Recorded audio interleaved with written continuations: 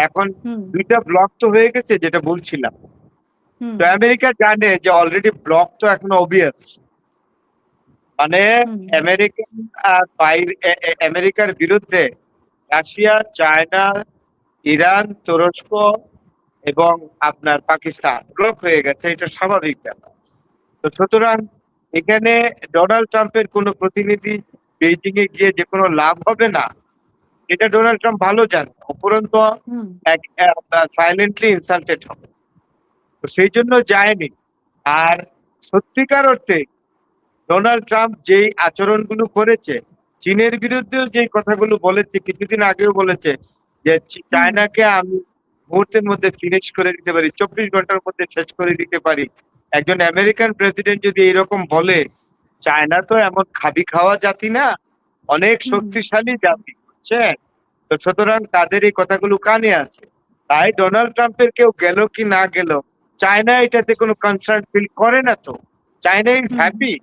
China তো বলেছে যে আমেরিকার কারণে যদি আমার ইন্টারন্যাশনাল মার্কেটে কোনোরকম আমার বাণিজ্য ব্যবসায় যদি আমার আন্তর্জাতিক যে বাজার আমি তৈরি করেছি তার হুম, বিন্দুমাত্র ক্ষতি হয়, তাহলে আমার মার্কেটে কিভাবে আমেরিকান গুডস ঢুকে আমি এটা দেখে নেব। তো সুতরাং হুম, আমেরিকার ইকোনমি কিন্তু সব দিক থেকে একটা সমস্যার মধ্যে পড়বে। আর এই যে এই মাসের 14 তারিখ যে ডোনাল্ড ট্রাম্প আমেরিকা চায়নাতে যাওয়ার কথা, বেইজিং এ, এখনো কিন্তু ওয়াশিংটন কোনো ক্লিয়ারেন্স দেয় নাই, বা স্টেট ডিপার্টমেন্টও কোনো ক্লিয়ারেন্স কিন্তু দেয় নাই। Our president is hmm, coming to China on the 14th of this month. তাহলে চায়নার এত কি ঠেকা লেগে রাখছে যে ট্রাম্পের মতো একটা লোককে এত তোষামোদ করে তার দেশে নিয়ে যাও? চায়না তো এটা করবে না। যে চায়না যে আমেরিকা বলে, যে আমেরিকার প্রেসিডেন্ট বলে চায়নাকে ফিনিশ করে দিবে, একেবারে 24 ঘন্টার মধ্যে শেষ করে দিবে, এই ধরনের হুম, কথা হুম, হুম, আসলে বলে ছোট লোকরা। হুম, আমেরিকার মতো প্রেসিডেন্ট এই ধরনের কথা ঠিক মানায় না। আমেরিকার কোন প্রেসিডেন্ট কি কোনোদিন বলেছে যে এই দেশকে আমি ফিনিশ করে দেবো, ওই দেশকে ফিনিশ করে দেবো? ইভেন আমেরিকা যখন সেকেন্ড ওয়ার্ল্ড ওয়ারে পার্ল হারবার নিয়ে যখন হুম, জাপানের বিরুদ্ধে যুদ্ধে লিপ্ত হয়, যুদ্ধ শুরু হওয়ার পরে একবারও কি আমেরিকার তৎকালীন প্রেসিডেন্ট ফ্রাঙ্কলিন ডি রুজভেল্ট বলেছিলেন যে জাপানকে নিমিষেই শেষ করে দেব? এখানে কিন্তু একটা জিনিস হুম, হুম, স্মরণযোগ্য, যে ফ্রাঙ্কলিন ডি রুজভেল্ট জীবিত দশায় কিন্তু আমেরিকাতে বোমা মারে নাই, যুদ্ধকালীন সময়ে রুজভেল্ট মারা যান এবং হুম, সেখানে প্রেসিডেন্ট আসে আপনার ডেমোক্রেট প্রেসিডেন্টই যিনি আছেন, ওনার নামটা তো হঠাৎ করে ইদানিং নামটা একদম ভুলে যাই। হ্যাঁ, তো উনি আইসা সিগনেচার করেছে আপনার ড্রপ করতে, অ্যাটম হুম, ড্রপ করতে। তো ফ্রাঙ্কলিন ডি রুজভেল্ট তো করেন নাই কখনো, তাই না? তো হুম, আমি যেটা বলছি যে সবচেয়ে বড় কথা হলো এই, যে এই জিনিসগুলো মানে আমেরিকার প্রেসিডেন্ট এইভাবে বলেছে চায়না তার দেশের প্রতিনিধিকে ডাকবে, আব্বাস আরাকচির সাথে চায়না যা বলার।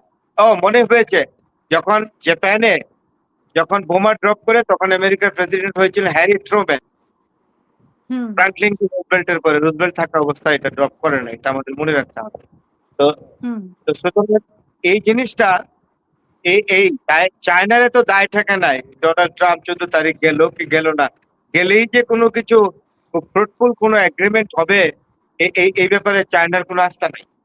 তো সুতরাং যে ফরেন ব্লক হয়ে গেছে, এই ব্লকটা জরুরি ছিল।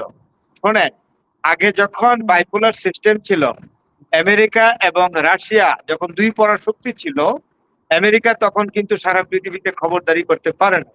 তখন ওয়ারশো প্যাক্ট ছিল, ওয়ারশো জোট। এই জোটের নেতৃত্ব দিত তৎকালীন সোভিয়েত ইউনিয়ন, বর্তমান রাশিয়া। তো এখন কিন্তু এই আমেরিকা একক ক্ষমতা নিয়ে যাওয়ার পরে, অর্থাৎ সোভিয়েত ইউনিয়ন ভেঙে যাওয়ার পরে, আমেরিকার একক শক্তিতে আমেরিকা যে কোনো দেশের প্রতি চড়াও হয় এবং ঘাড় মটকানি দেয়, প্রত্যেকটা দেশকে ডিস্টার্ব করছে। আজকে যদি বাইপোলার সিস্টেম অফ গভর্নমেন্ট থাকতো, ওয়ার্ল্ড অর্ডার থাকতো, যে পৃথিবী দুই ভাগে বিভক্ত, আমেরিকা কোনো কিছু করলে আমরা আরেকটা পরাশক্তির কাছে যাইতে পারতাম।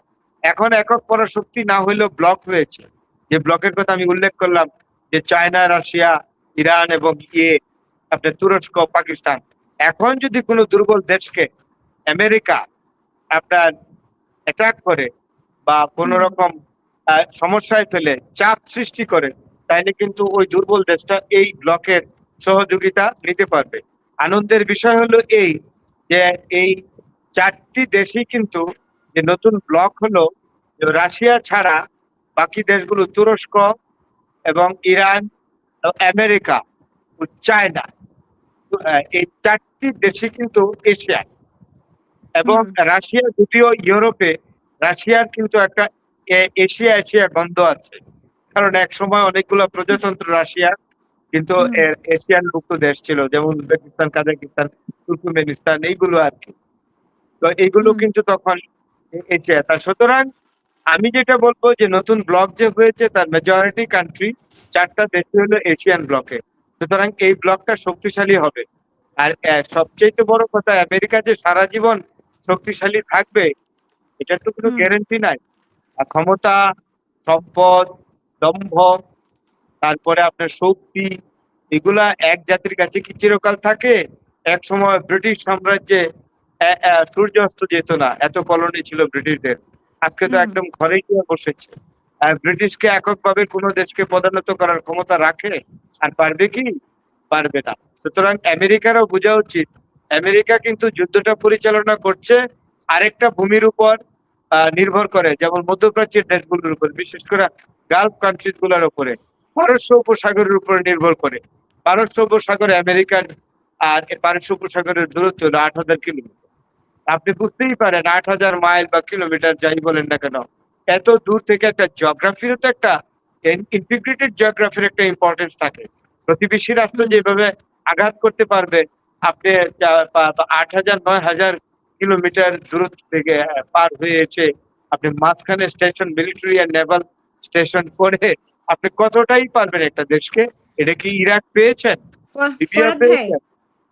আজকে যে পারবেন না। মার্ক রুবিও, পররাষ্ট্রমন্ত্রী মার্ক রুবিও একটা সংবাদ সম্মেলনে বলেছে যে যুক্তরাষ্ট্রের অপারেশন এপিক ফিউরি নামের সামরিক অভিযান শেষ হয়েছে। হরমুজ প্রণালী দিয়ে তেলবাহী নৌযানের নিরাপদ চলাচল নিশ্চিত করতে প্রজেক্ট ফ্রিডম নামের নতুন যে অভিযান শুরু হয়েছে তা প্রতিরক্ষামূলক অভিযান।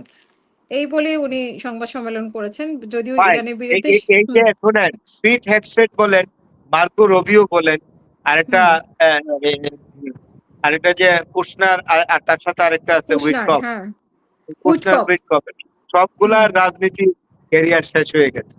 এগুলা নিজের হুম, মুখে কথা বলে না, ডোনাল্ড ট্রাম্পের ঠোঁটের কথাটা নিজেদের ঠোঁটে লাগিয়ে বলে। বুঝতে পারছেন? হুম, হুম, হুম, হুম, আপনার এইটাও, এই যে অপারেশন প্রজেক্ট ফ্রিডমও ফেল করেছে। তা না হলে, হুম, ফেল হুম, না করলে এই ব্রিটিশ বিমা কোম্পানি যেগুলো যায় হরমুজ দিয়ে যায়, বিমা অফিস তো ব্রিটেনে, তাইলে ব্রিটেনের বিমা অফিস বলে দিয়েছে কেন যে তোমরা যদি এই ইরানের এই কমান্ড উপেক্ষা করে যাও, আর যদি কোন রকম বিপদে পড়ো, ধ্বংসপ্রাপ্ত হোক, তাহলে এই ধ্বংসের জন্য, জাহাজের ক্ষয়ক্ষতির জন্য আমরা বিমা দিব না। তাহলে এটা এই হুম, এই হুম, এই বিমা কোম্পানির বক্তব্যটাই যে যথেষ্ট। এটাই হুম, যে হুম, এই যে প্রজেক্ট ফ্রিডম যে ফেল করেছে, বিমা কোম্পানির হুম, স্টেটমেন্টে এটা প্রমাণ দিয়েছে। সুতরাং মার্কো হুম, রুবিও কি বললো, পিট হেগসেট কি বললো, ও জেরার্ড কুশনার কি বললো, আরেকটা যে আছে উইটকফ কি বললো, এটা তো কিচ্ছু যায় আসে না। এগুলো হলো হুম, ডোনাল্ড ট্রাম্পের চেলা। এগুলা কোনো হুম, মানুষের পর্যায়ে পড়ে না। They do not have hmm, any experience of the global politics at all, even exactly the height of the war.